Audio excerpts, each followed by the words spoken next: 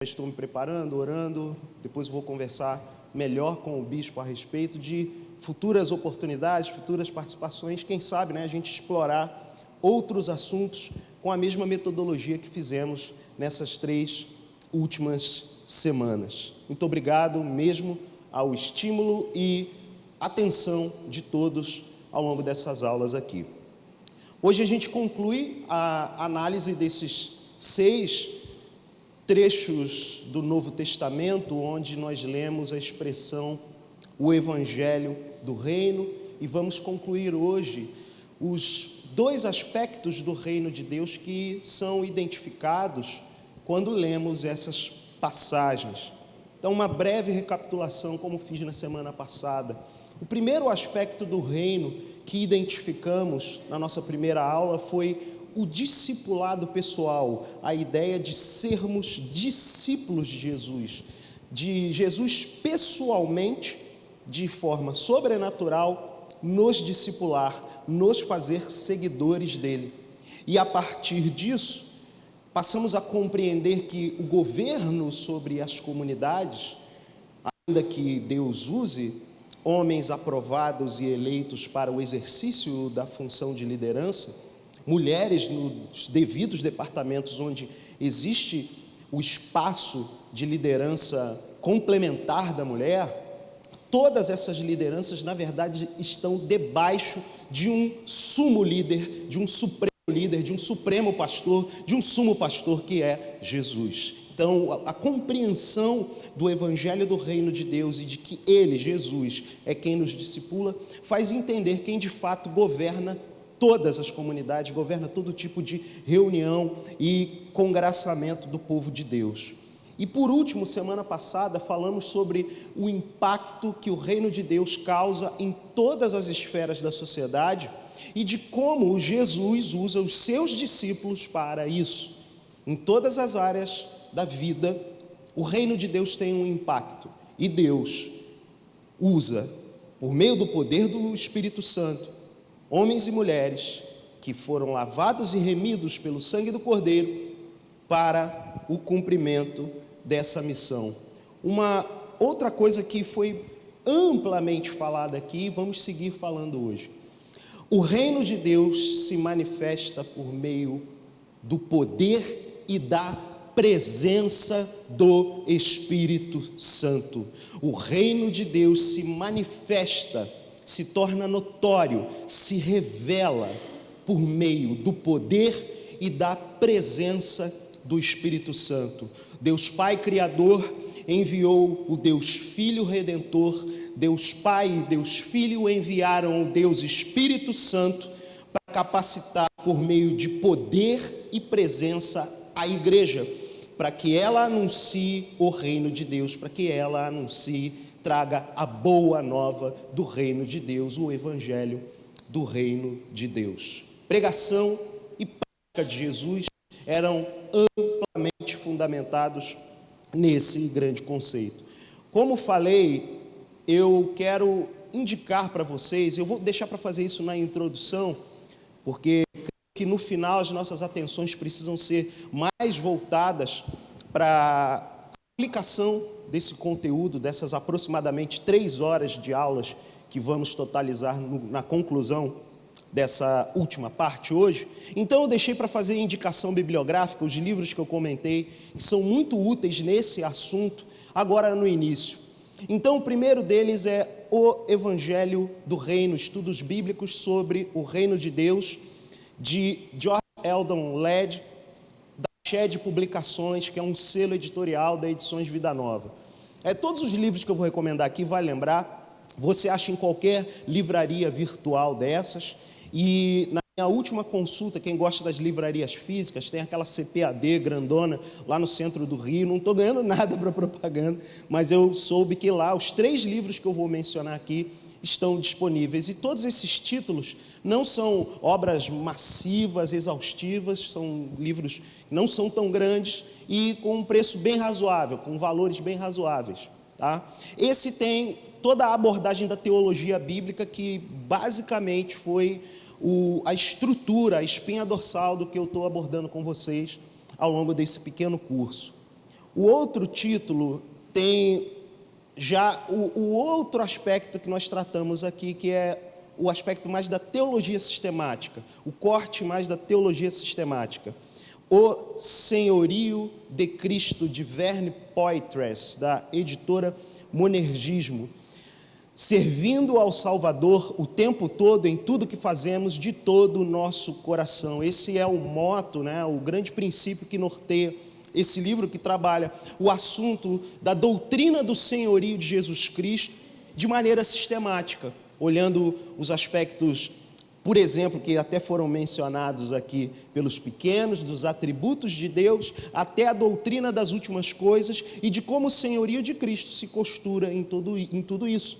O senhorio daquele que é o Rei dos Reis. Então, esse texto, ele é cheio desse grande núcleo do Evangelho do Reino, a essência, aquilo que é o núcleo duro desse texto é o reino de Deus manifesto sobre a igreja por meio do senhorio, o governo de Jesus sobre tudo. Então, os dois primeiros livros, eles têm esse corte teológico, um pelo viés da teologia bíblica, outro pelo viés da teologia sistemática.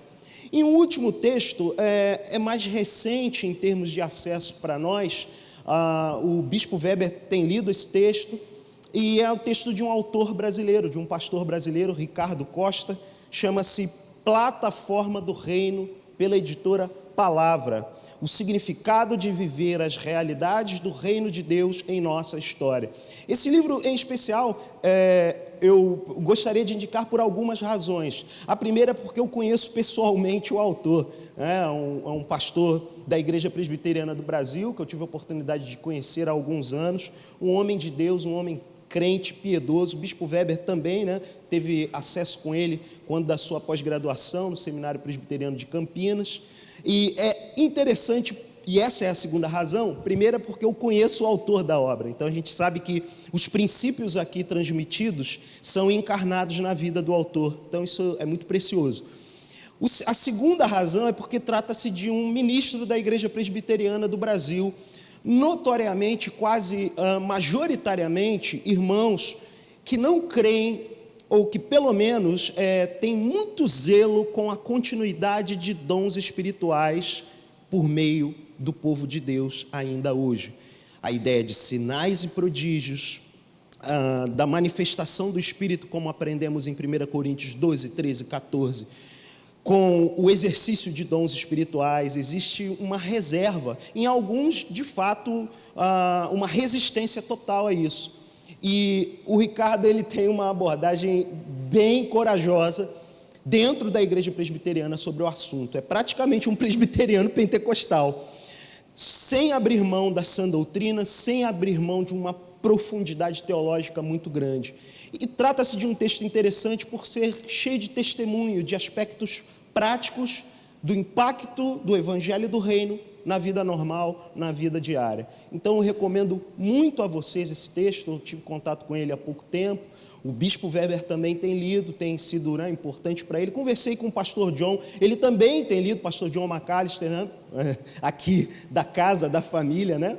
Ele tem lido e também está gostando muito desse material, então quero recomendar para vocês esses três títulos: Plataforma do Reino, O Senhorio de Cristo e O Evangelho do Reino de Deus. É importante, gente, nós compormos uma biblioteca mínima que seja para nos auxiliar na compreensão da profundidade desse preciosíssimo livro, que não deixa de ser complexo, acessível sim, mas não deixa de ser complexo, e temos que ser abençoados por esses dons que Deus dá à igreja, homens, mulheres que são capacitados com esse dom do ensino, e isso se manifesta também por meio do texto escrito, para cada vez mais explorarmos o que a palavra de Deus tem para nós como seguidores de Jesus. Então, passando pela introdução e seguindo com aquela mesma rota de definição que temos feito nessas aulas. Em primeiro lugar, compreendendo o que o reino de Deus não é. A ideia aqui é responder essa pergunta. Já passamos por 4 perguntas, na verdade 4 respostas à mesma pergunta: o que o reino de Deus não é. Hoje eu vou responder as 2 últimas, que o reino de Deus não é. Em primeiro lugar, o reino ainda não é a libertação da opressão política, mas será. Chegará um tempo que o reino de Deus romperá essa realidade de modo a acabar de vez com toda opressão política que vemos ao nosso redor.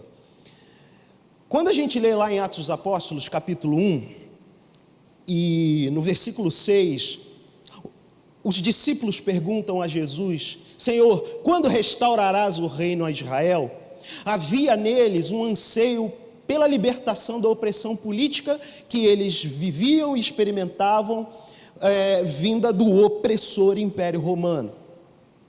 E evidentemente Jesus os coloca no lugar. Já falamos algumas vezes aqui desse texto, deixando claro que em algum momento isso haverá de acontecer, mas não naquele imediato, naquele já que eles perguntaram. Eu acho importante a gente falar isso nos dias em que vivemos, no atual momento de Brasil, inclusive, que vivemos. Os defensores do que era chamado muito tempo evangelho social, certa vez argumentaram que o reino deveria ser identificado com liberdade e justiça para todos. Muitos no meio cristão protestante, com influências e inclinações ideológicas das mais variadas, por vezes fazem essa confusão com a ideia do reino de Deus, encarando como a possibilidade de uma sociedade amplamente igualitária, que nós, como discípulos de Jesus, temos essa responsabilidade política por sermos agentes do reino de Deus na terra, colocando responsabilidade de mais em gente de menos, colocando altos princípios e valores em gente que ainda está em andamento, pecadores, arrependidos, salvos, porém ainda pecadores. Confiar nessa manifestação do reino de Deus por meio da igreja, que tem como alvo libertar o povo da opressão política, é uma utopia. E nós, o povo do reino de Deus, não vive a partir de utopias ou ideologias. Nós vivemos a partir da verdade, e a verdade é Jesus. E temos um rei que reina com justiça e verdade, chamado Jesus. Nós não devemos nos iludir. Por todos os meios, de acordo com essa visão, o reino trará a verdadeira liberdade e justiça cósmica quando Cristo voltar. Vejam, não é justiça para um país, um continente, um território, uma etnia, uma minoria. É justiça para todos de forma perfeita e absoluta. Mas não é agora. Temos que aprender a esperança, inclusive por isso. Entender que chegará um momento, na volta de Jesus, que a liberdade e a justiça vão se manifestar por toda a terra, quando a glória do Senhor se tornar conhecida e revelada sobre toda a terra. Porém, nunca devemos identificar o reino de Deus com o sucesso de qualquer programa social ou político, com qualquer vitória de qualquer partido ou viés ideológico. Nós não podemos empurrar o reino de Deus nesses princípios meramente seculares, irmãos. Temos que deixar nossos olhos abertos, bem abertos, e a nossa compreensão bem aguçada a respeito disso. O reino ainda não é a libertação da opressão política, mas será. E isso é uma boa nova que precisamos anunciar. Em segundo lugar, o reino ainda não é a transformação da criação, mas será. Muitos também, e ainda imbuídos de uma visão, com aspas bem grandes, social do Evangelho, abordam e abraçam agendas, inclusive a respeito do meio ambiente, colocando essa responsabilidade sobre o ser humano, sobre homens e mulheres que nasceram de novo e que são seguidores de Jesus e que praticamente têm que agir como manifestantes ambientalistas, como eles que defendem a pauta da deusa Gaia, a deusa que cria as coisas, essa visão naturalista ao extremo, que não entende o papel da mordomia, que sim, nós devemos ter com a criação. A criação é obra do nosso próprio Deus, então devemos, assim como temos que ter zelo pelo templo do Espírito Santo, né, cuidar do próprio corpo, temos que também cuidar do que está ao nosso redor. Nós aqui, acontece uma chuva, como a gente fica, não é? Ontem, por exemplo, fim da tarde, vem aquela chuvarada típica dessa época do ano, nós já ficamos em polvorosa, por causa da chuva? Não, irmãos, a chuva, parte da criação, é bênção, é necessária, mas ficamos em polvorosa por causa da nossa habilidade, o parte de uma grande comunidade que enche as nossas cidades, e consequentemente enche os nossos esgotos, não temos o tratamento devido, muitas vezes a responsabilidade é muito baixa, né? Somos muito pouco conscientes com esses cuidados mínimos, e aí vivemos essas situações aí terríveis, de alagamentos e por aí vai. Mas devemos entender que a mensagem do Evangelho do Reino de Deus, abrange todas as coisas, mas não corrige todas as coisas, não responsabiliza os discípulos de Jesus a se tornarem agentes de transformação com a força do seu próprio braço ou articulação política social. Temos que entender que esse grande problema dessa, como diz o apóstolo Paulo aos Romanos, dessa criação que literalmente geme pela manifestação dos filhos de Deus, começa com esses filhos de Deus de joelhos dobrados, com a devida posição de discípulos de Jesus, clamando pela sua volta. Queremos ver a nossa criação redimida, amados, queremos, mas isso depende da volta do nosso Senhor Jesus Cristo. Eu lembro uma vez, eu estava numa base missionária, para concluir essa rápida definição, e ouvi uma visão belíssima de um irmão, uma visão que ele teve, e eu acredito mesmo nessa visão. A gente estava numa base missionária no Morro do Borel, lá na Tijuca, e ele teve uma visão, e ele era muito comedido, me chamou muito a atenção a beleza da visão dele e a realidade que há de vir. A gente tem aquele rio que vem, acho que do Maracanã, e vai desembocar lá na Candelária, lá na Bahia, corta toda a Avenida Presidente Vargas no centro do Rio, né? Vocês sabem como é que é. Ele teve uma visão, no tempo de hoje, ele via, estou vendo todos os prédios, toda aquela movimentação, mas as ruas estão vazias e todo aquele esgoto, né? Porque aquilo que tem ali hoje é um filete de esgoto que vai lá para a Candelária, lá para a Bahia, para aquela parte que teve essa renovação recente, né? De turismo e tudo mais, e desemboca lá, né, aquela água imunda, o esgoto, infelizmente. Mas na visão do irmão lá, do missionário, ele via aquele rio cristalino, gigante, as correntes indo para o mar, e era uma visão escatológica. Era uma visão do anúncio da volta de Jesus. Até hoje eu guardo essa visão, e de vez em quando eu passo ali, de vez em quando estou agarrado no trânsito, olho para o lado ali, né, passando pela Central do Brasil, Sambódromo, Prefeitura, Senhor, ainda haverá de chegar esse dia, onde todas as coisas serão restauradas, inclusive esse rio aqui. Porque se farão novos céus e nova terra. Tudo que há nessa terra que é degenerado pelo pecado, só o Senhor Jesus vai consertar, e Ele voltará, e Ele vai consertar tudo que está arruinado. Essa é a nossa esperança. Ainda seguindo em definição, e já que estamos falando da nossa realidade presente, afetada pela consequência de um passado tenebroso, que tem origem nos nossos pais originais, Adão e Eva, mas também contemplamos um futuro glorioso, cheio de esperança. É importante a gente falar sobre o equilíbrio do Evangelho do Reino. O equilíbrio do Evangelho do Reino. O reino de Deus é tanto uma jornada quanto um destino. tanto uma operação de resgate neste mundo arruinado, quanto um resultado perfeito na nova terra que há de vir. Ambos já iniciados e ainda não concluídos. Eu coloco essa frase aqui para trabalhar aquela tensão que temos explicado desde a primeira aula, o já e o ainda não. E como é necessário, como gente que é atingida, entende e proclama o evangelho do reino, precisamos encontrar o equilíbrio, né?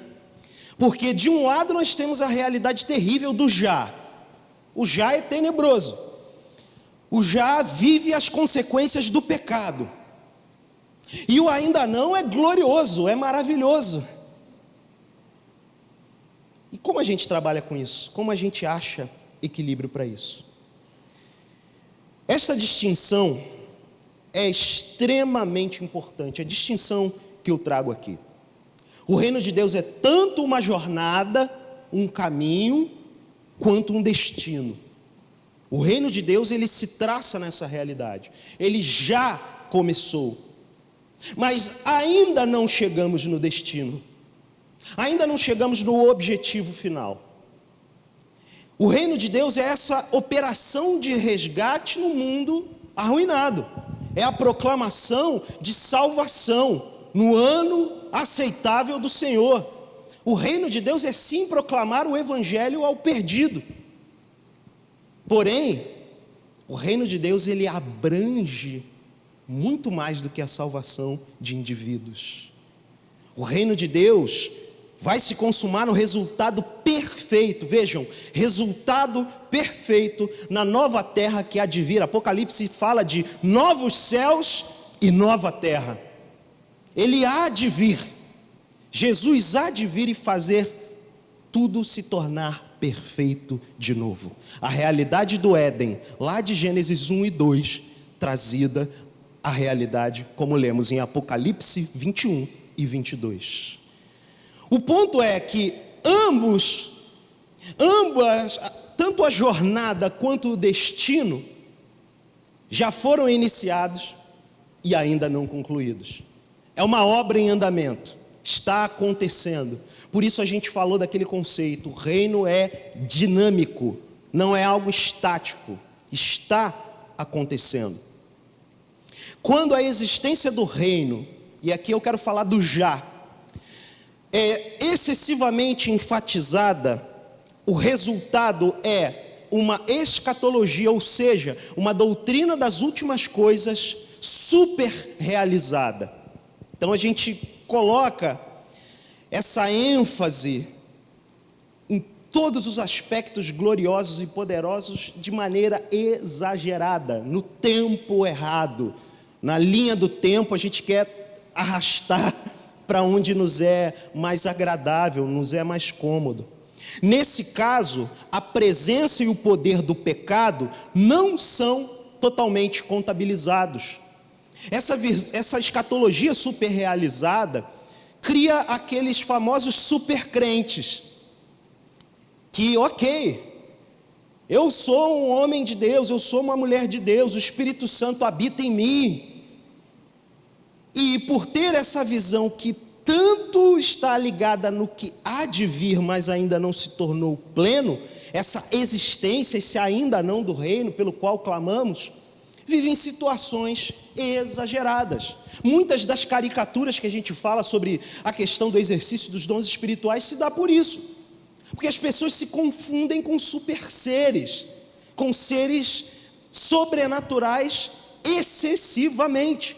É óbvio que existe uma realidade sobrenatural que nos envolve. É óbvio que existe uma identidade sobrenatural em cada homem e em cada mulher de Deus.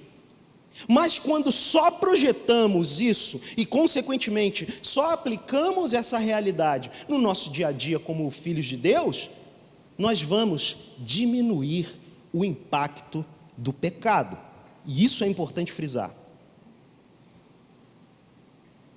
Nesse caso, a presença e o poder do pecado não são totalmente contabilizados. Existe presença e poder do pecado ainda, irmãos. Nós somos libertos dessa presença e desse poder do pecado. Mas a palavra de Deus não fala da aniquilação da presença e do poder do pecado já.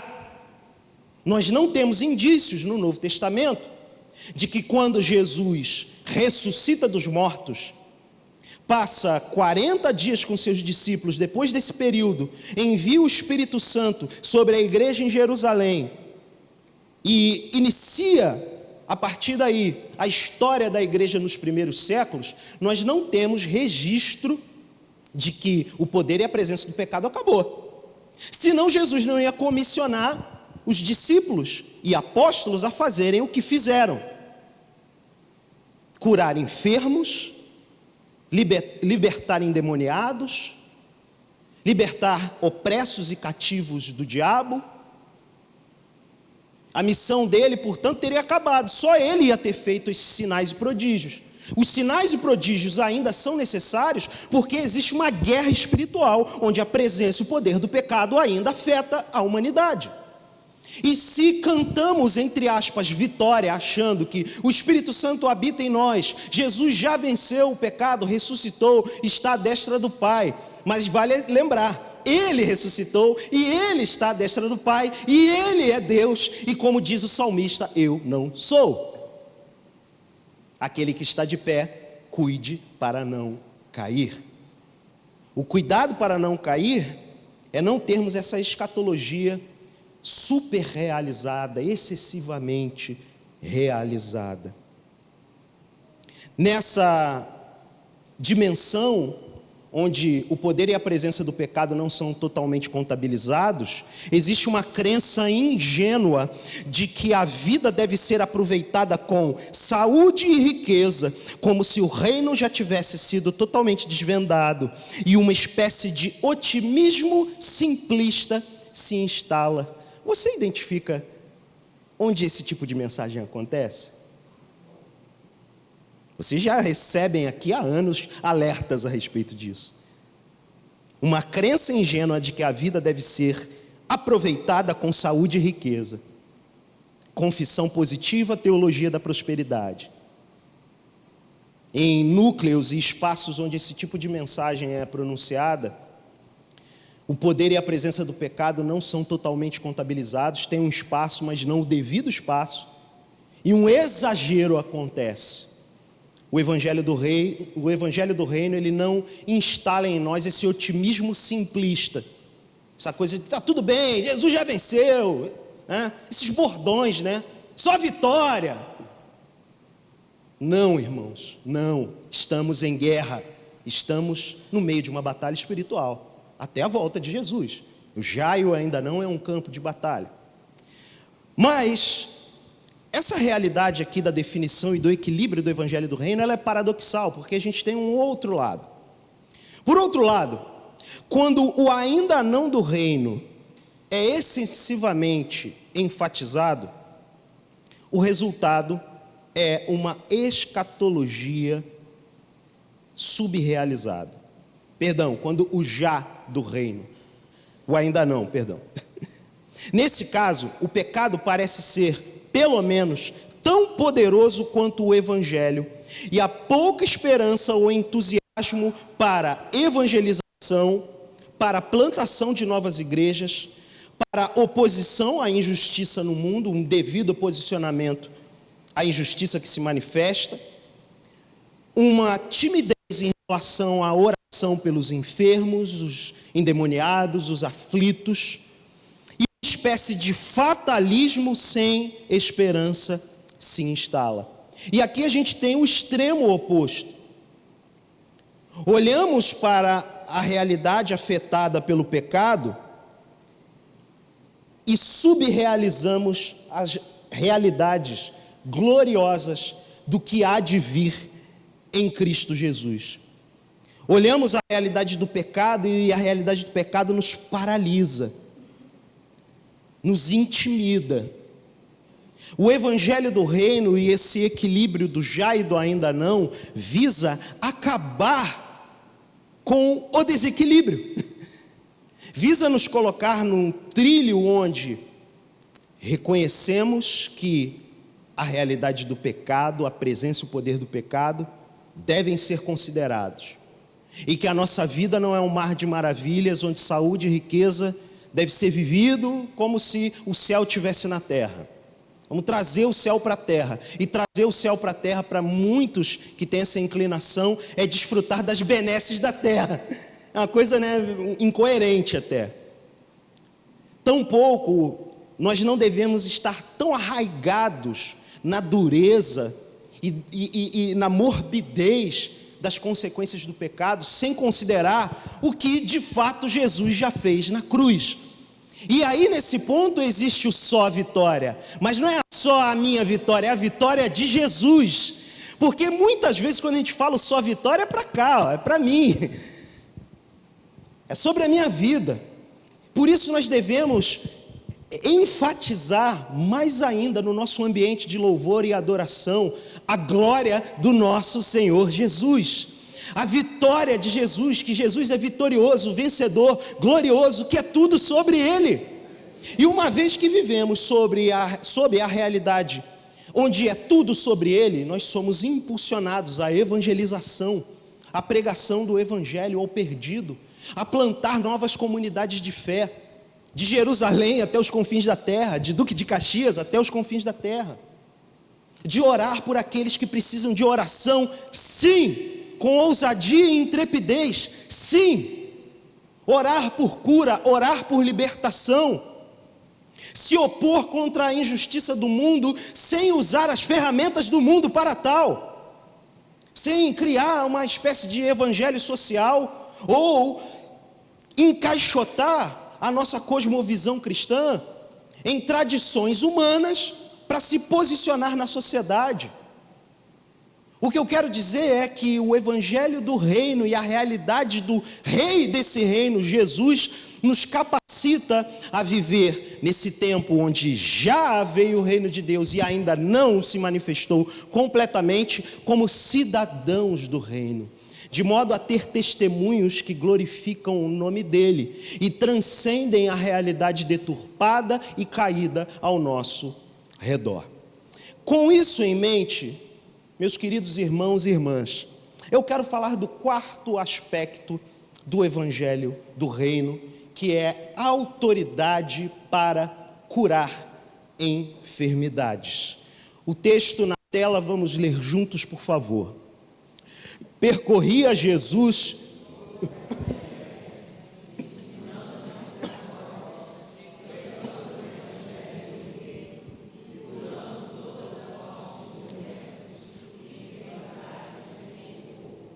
mais uma vez, percorria Jesus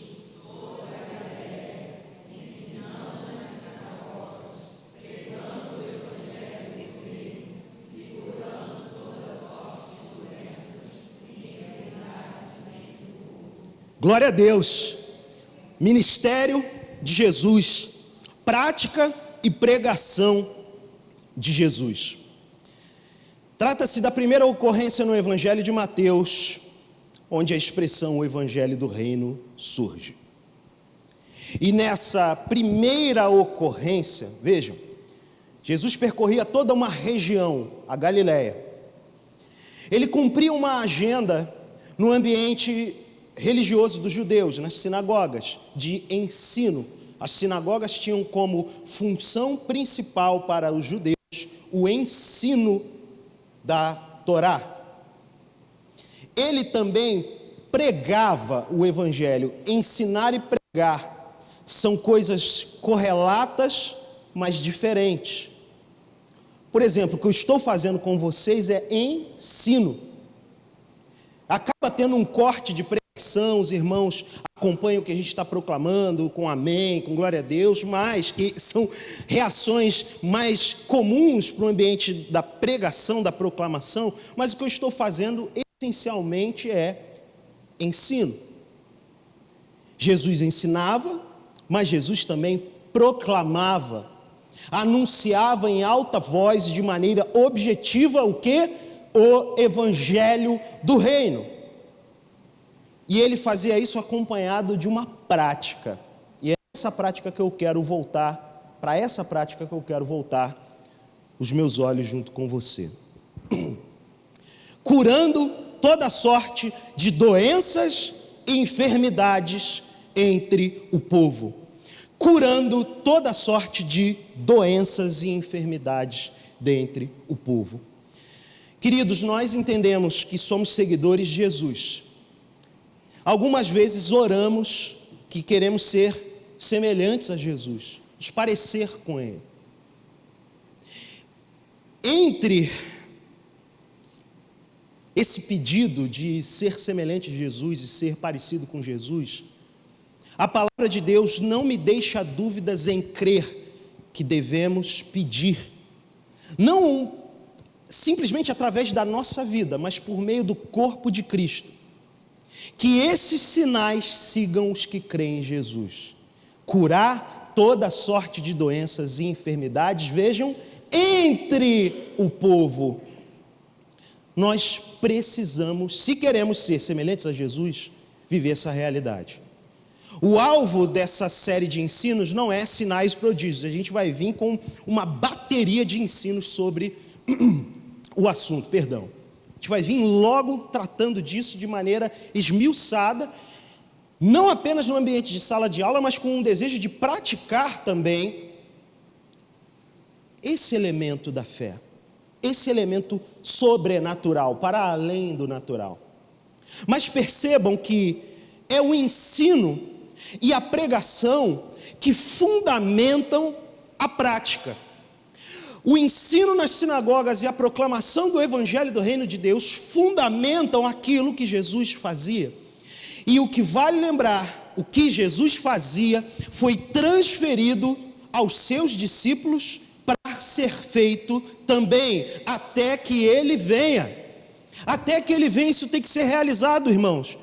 Em nome de Jesus, com temor e tremor, nós temos que parar de ter esse medo e até, sabe, uma coisa polida, um nojinho de falar desse assunto.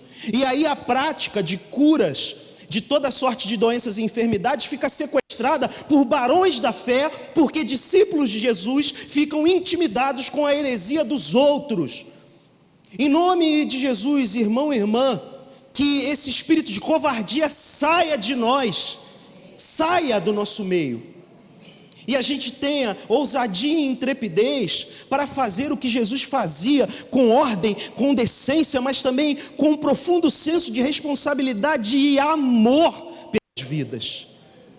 Quando falamos de orar por enfermos, para que eles sejam curados de doenças e enfermidades, e vale lembrar, enfermidade envolve também opressão e possessão demoníaca. Isso não pode ficar sequestrado por essa, meu Senhor, me perdoe, por esses ladrões da fé, ladrões religiosos que fazem espetáculos armados via satélite, entrevistando pessoas supostamente endemoniadas. Não é disso que a gente está falando. É óbvio que essas coisas são ridículas, causam indignação, raiva, deboche até algumas vezes, mas isso não deve ser o paradigma para nós. Aí olhamos, eles fazem isso, não vamos nos envolver nisso.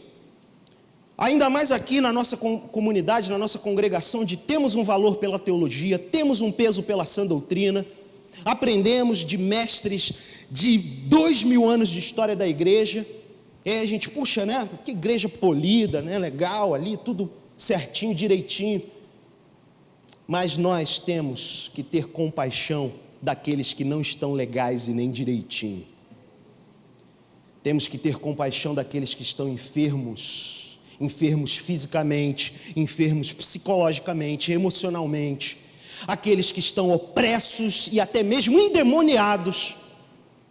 Nós temos que ter compaixão, gente, temos que ter amor. Jesus fazia tudo isso movido por amor, porque Ele é amor, e nós fomos alcançados por esse amor, e a nós foi dado de graça o poder do Espírito Santo, e esse poder tem que ser colocado em prática, por temor a Ele.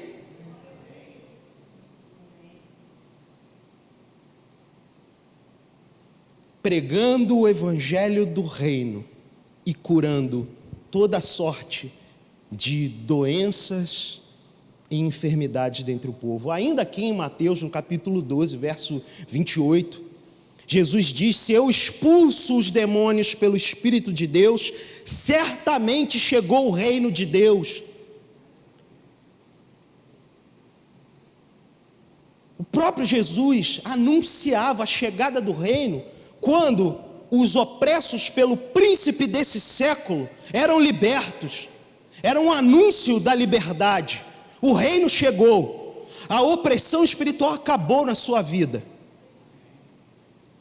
Nós temos que retomar esse senso missionário da igreja.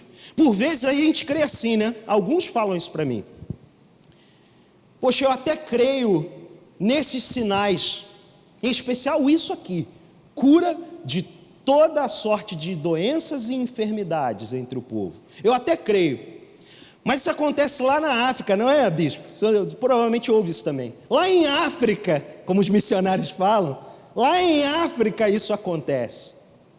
Lá na China perseguida, comunista, lá entre os poucos e resistentes e resilientes cristãos de Cuba, lá no interior de Chiapas, no México, eu lembrei aqui de 3 localidades, um continente e alguns países onde existem relatos recentes de milagres sobrenaturais, comprovados, e a gente pensa, é só lá, aqui não, né?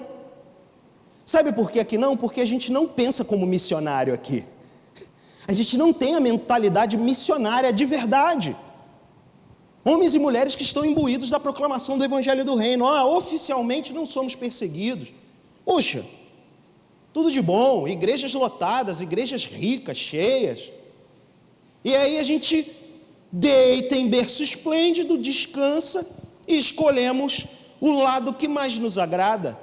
Mais nos agrada sermos polidos ensinando na sinagoga e pregando. Mas quando a gente começa a pregar o Evangelho do Reino, um peso de responsabilidade cai. E o Evangelho do Reino não é completo se não vier acompanhado da autoridade para curar enfermidades. A gente tem que perder esse medo e esse nojinho. Vou usar essas expressões mesmo. Essa timidez. Invariavelmente, quando assim somos, o ambiente do poder e da presença de Deus, no nosso culto, no nosso louvor e adoração, vai esmorecendo, vai secando, vai definhando. É por isso que estamos orando e nos capacitando para que cada vez mais o nosso ambiente de louvor e adoração seja cheio da presença de Deus, porque é no meio dos louvores do seu povo que Ele habita. E onde Ele habita, Ele governa. Não tem espaço para preferência. Eu não vou escolher o que eu vou pegar do prato para comer. Nós vamos ter que tomar de tudo que o prato traz. E o prato da pregação do Evangelho do Reino de Deus envolve orar por enfermos. E orar para que eles sejam curados. E seguir os princípios bíblicos que nos são orientados. Como, por exemplo, a oração com o uso de óleo pelas mãos do presbítero. Nós não queremos fazer o circo que muitos fazem, mas a gente também tem que parar disso. Eu não quero fazer o que outros fazem, não quero fazer. A gente fica no que os outros fazem, o que os outros fazem de maneira errada, herética, exagerada, e deixamos de fazer aquilo que Jesus nos ensinou a fazer, queridos. O Evangelho do Reino de Deus, 4º aspecto do Evangelho do Reino, a autoridade para curar enfermidades. Eu quero andar nessa realidade junto com você, meu irmão, minha irmã. A natureza de Deus, conforme revelada no ministério de Jesus e por meio do seu povo, é curar com compaixão. Nós já passamos por esse texto aqui, não é? Quando Jesus olha para o tamanho da seara e fala aos seus discípulos: orai, pois, ao Senhor da seara que envie trabalhadores. Para fazer o quê? Para fazer o que ele estava fazendo, como a gente leu lá no versículo 35, semana passada, do capítulo 9 de Mateus. Ele olhou para uma multidão de pessoas que estavam como ovelhas sem pastor, perdidas e aflitas. E ele estava no meio daquele povo trazendo cura para eles.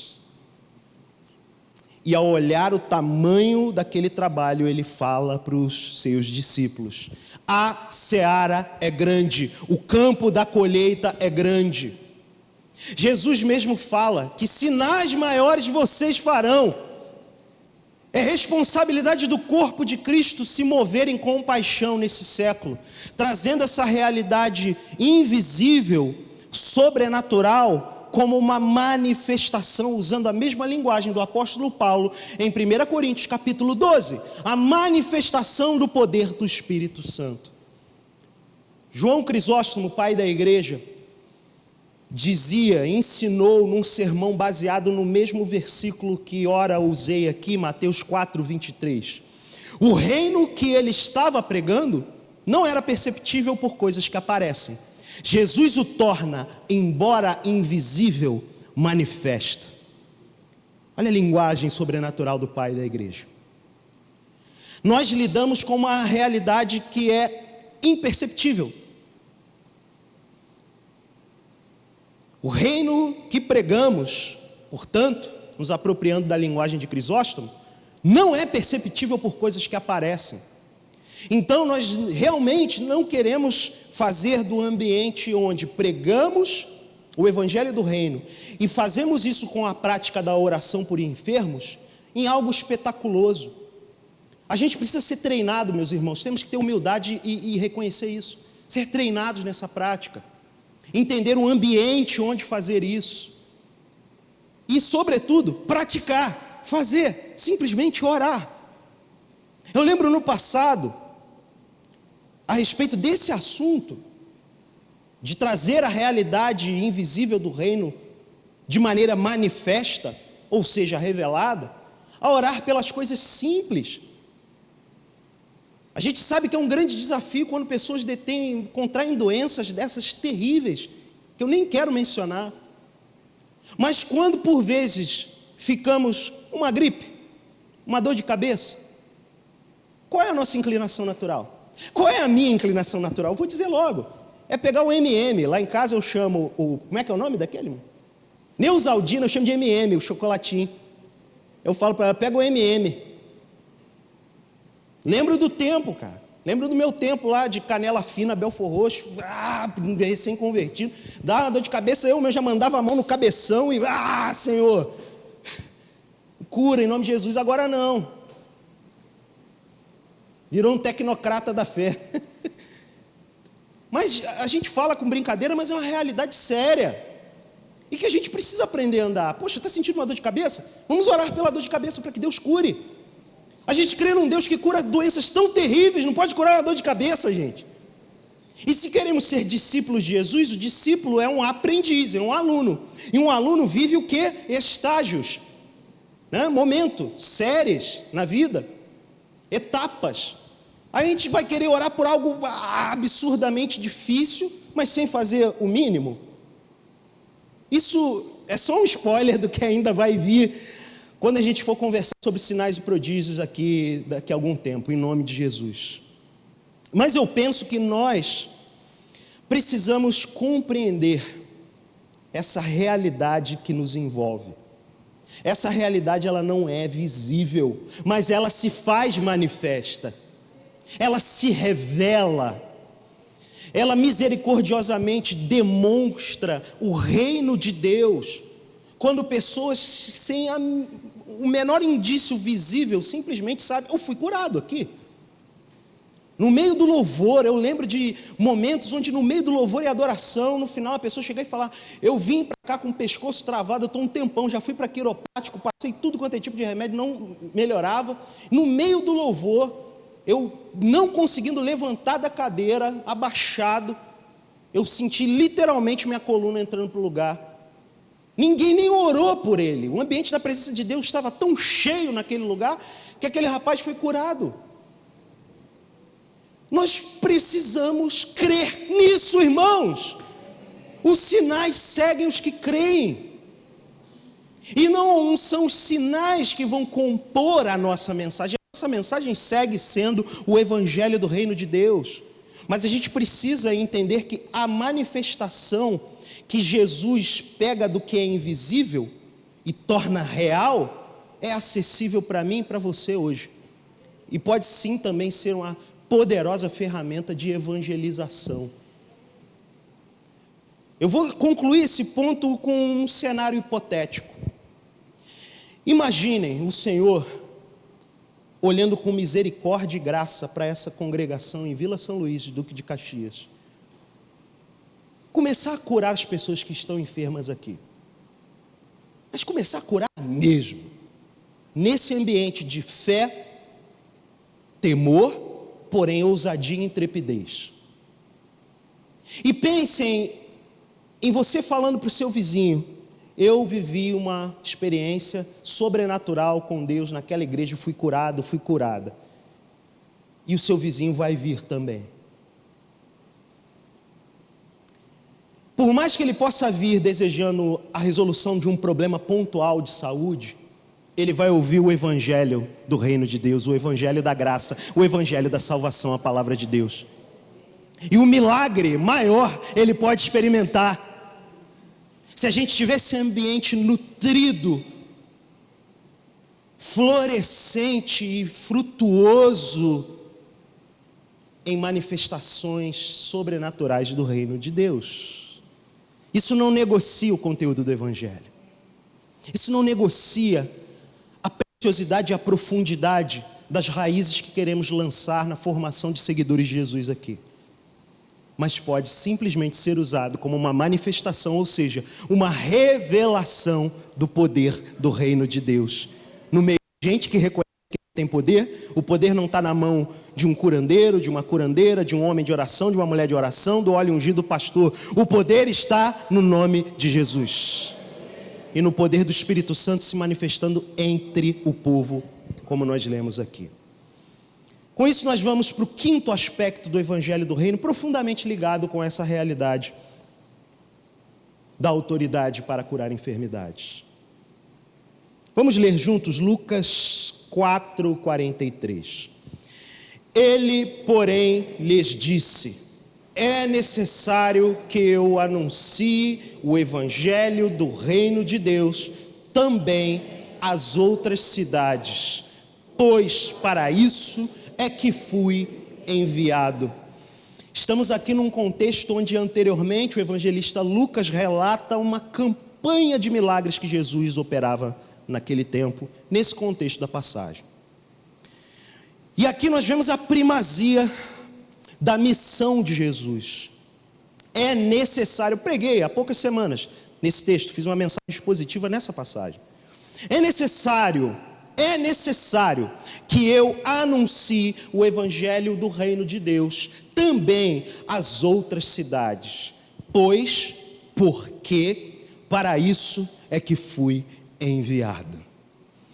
Anúncio da vinda do rei é o quinto aspecto do evangelho do reino. Povo de Deus, quando nós andamos pela fé, obedientes e alinhados doutrinariamente, pregando a palavra de Deus, pregando a Bíblia, com todas as configurações teológicas devidamente atualizadas, quando andamos com sujeição pastoral, numa realidade de discipulado comunitário, e compreendemos o impacto do reino de Deus em todas as esferas da sociedade, o anúncio da vinda do rei, ele vai vir cheio dessa mensagem, dessa pregação, e também acompanhado da prática.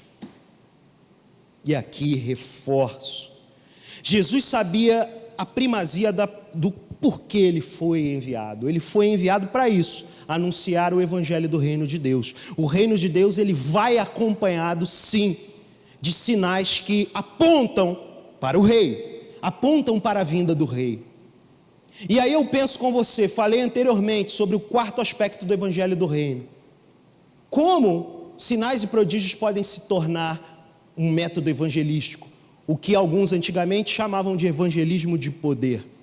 Quando a evangelização não é da seguinte forma: olha, lá na minha igreja tem cura, lá na minha igreja as pessoas são curadas, os problemas são consertados, os casamentos destruídos são restaurados, o cara arruma emprego, ela arruma dinheiro.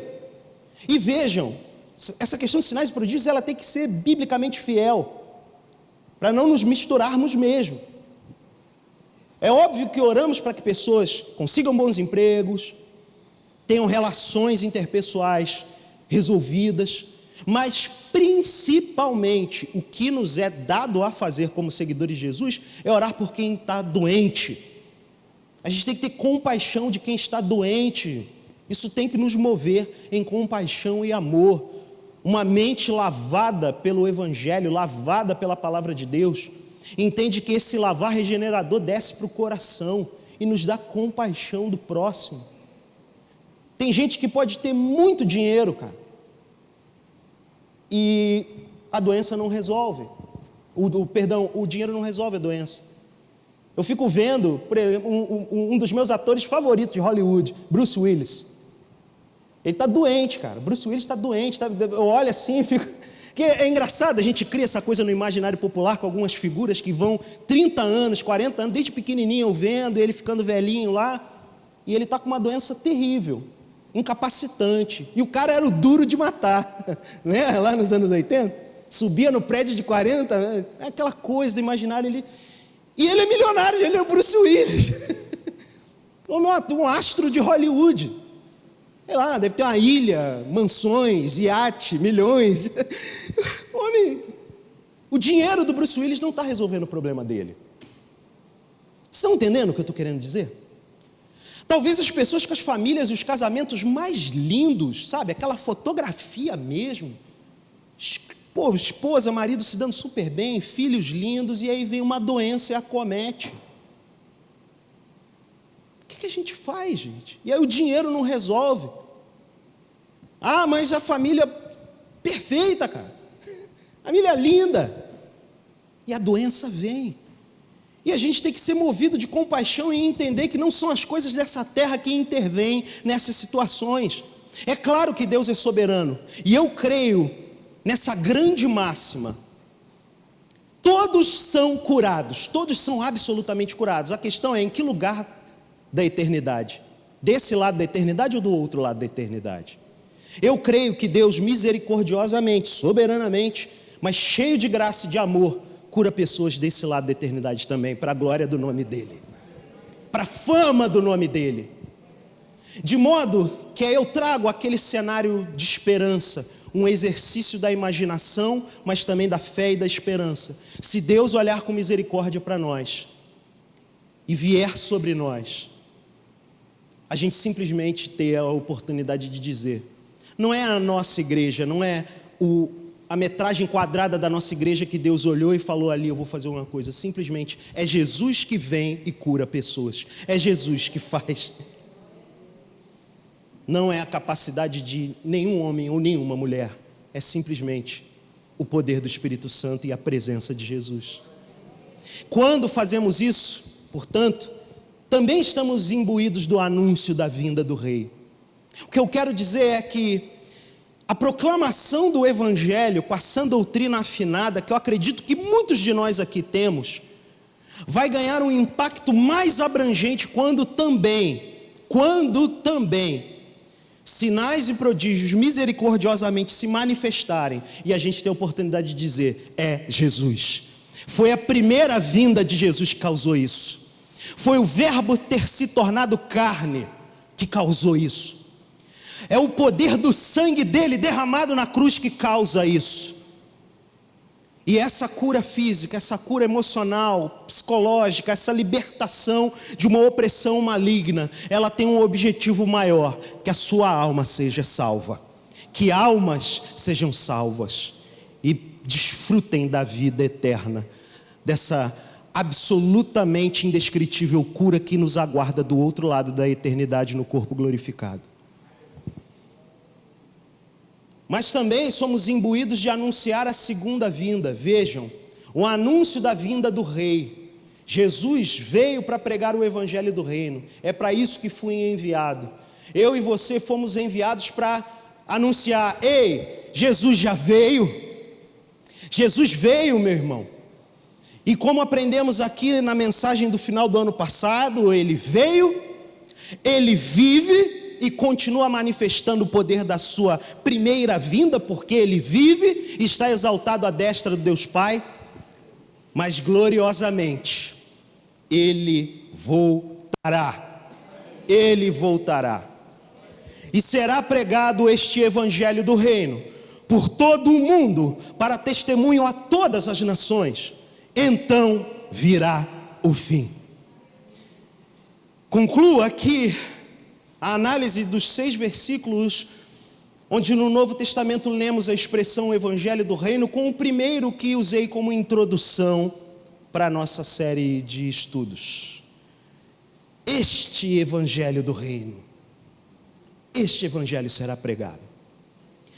Aqui estamos lendo o contexto do grande sermão profético de Jesus e a parte onde ele fala do princípio das dores. No meio da realidade sofrida que antecipa a volta de Jesus, existe uma flâmula, uma bandeira levantada, a pregação deste Evangelho do Reino, por todo o mundo, para testemunho a todas as nações. Então virá o fim. O Evangelho do Reino de Deus anuncia também, prenuncia a segunda vinda do Rei. Por isso o aspecto da doutrina das últimas coisas precisa ser melhor trabalhado entre nós. Como eu falei, escatologia não é sobre figuras estranhas, esquisitas e algo para causar medo nas pessoas, não é? Cuidado, olha gente, por favor, nós num momento oportuno vamos falar.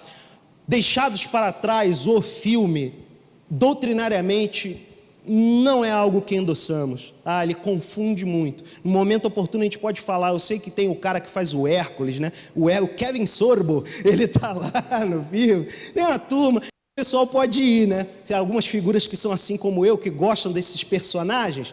Legal, vou ver. Veja, mas veja como ficção. Porque a realidade bíblica teológica que endossamos, ela não está dentro do escopo abordado pelo Deixados para Trás. Escatologia, a doutrina das últimas coisas, não é para apavorar o povo de Deus. A doutrina das últimas coisas, sobremaneira, é sobre adorar o Rei desse reino. É sobre reconhecer a grandeza e a beleza do nosso Rei, o poder dele sobre tudo e todas as coisas, um grande cenário de batalha espiritual, mas acima de tudo, últimas coisas é o nosso encontro sem barreiras, sem reservas, sem pecado, sem carnalidade, plenos com o nosso noivo Jesus. Isso deve nos encher de alegria e fazer com que clamemos: Maranata, a hora vem, Senhor Jesus, e proclamemos: Ele voltará. Ele vai voltar. Ele vai voltar, irmãos.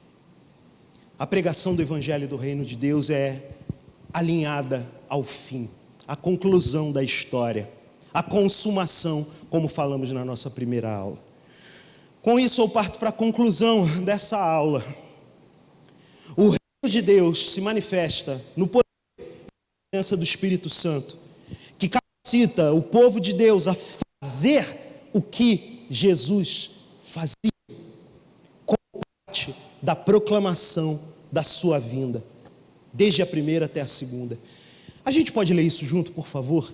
O reino de Deus se manifesta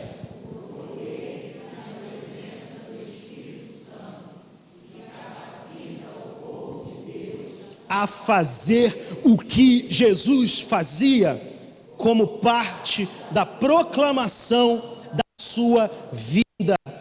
Eu creio nessa declaração, nesse quadro. Eu creio nessa declaração. E eu espero muito viver essa realidade junto com vocês. Eu concluo esse curso, meus irmãos e irmãs, relembrando os 6 versículos que nós analisamos aqui nas semanas: Lucas 16:16, Lucas 8:1, Mateus 9:35, Mateus 4:23, Lucas 4:43 e Mateus 24:14. Foram os últimos 3 versículos que analisamos hoje. Eu peço que você estude essas passagens dentro do seu devido contexto, os versículos anteriores, os versículos à frente. Passem essa semana estudando esse conteúdo do Evangelho do Reino. Eu creio que, aliado ao que trouxemos aqui, muito para a prática da sua vida. um breve resumo do que abordamos ao longo das aulas, em termos de conceitos. Trabalhamos o reino de Deus em harmonia, como harmonia da teologia sistemática com a teologia bíblica. Entendemos a realidade da criação, queda, redenção e consumação, posicionados temporalmente na presente era, que começa desde a queda, até a era vir, que irá se inaugurar quando da volta de Jesus. E até lá, após a ressurreição de Jesus na presente era, estamos no que chamamos de o já e o ainda não do reino de Deus. Também fizemos um voo panorâmico em Mateus sobre o reino de Deus. Olhamos várias passagens onde Mateus, o Evangelho de Mateus, explora a ética do reino, a oração do reino, enfim, a postura do discípulo do reino de Deus. E hoje falamos do equilíbrio que existe no reino. Aspectos do reino de Deus que exploramos, primeiro foi o discipulado pessoal, a relação direta de Jesus na formação de indivíduos que devem ser semelhantes a Ele, o governo sobre comunidades, quem governa, quem lidera, quem é o sumo pastor, quem é o Senhor dos senhores, quem é o Rei dos reis, nosso Senhor Jesus, o impacto sobre todas as esferas da vida e da sociedade, a autoridade para curar enfermidades e, por fim, o anúncio da vinda do Rei na sua primeira e na sua segunda vindas. Gente querida, concluímos aqui esse pequeno curso, essa trilogia dentro da nossa série O Evangelho para a Vida. Eu espero realmente que todos vocês possam ter recebido desse conteúdo, pesquisado, preparado com amor mesmo para servir a igreja, para servir a vida de cada um de vocês. Vamos orar? Fica de pé, por favor.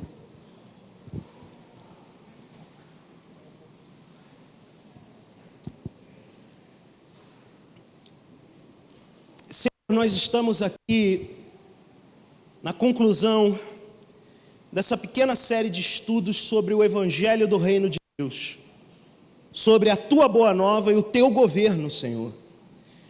Junto com os meus irmãos e irmãs aqui, como uma comunidade de gente que segue o Senhor, queremos, para a glória do Seu nome, ver o impacto do Reino de Deus em todas as esferas da sociedade por onde nós trafegamos, Senhor.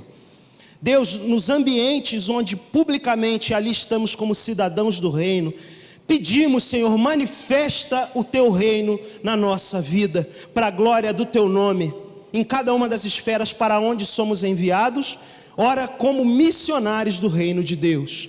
Senhor, não por nós, não para a glória do nosso nome, mas para a glória do Seu nome, eu peço que o Teu Espírito Santo desperte em nós autoridade para orar pela cura de enfermos, Senhor, pela libertação de cativos e oprimidos do diabo, para que o Seu nome seja conhecido e reconhecido, para que aquele que segue curando ainda hoje seja reconhecido.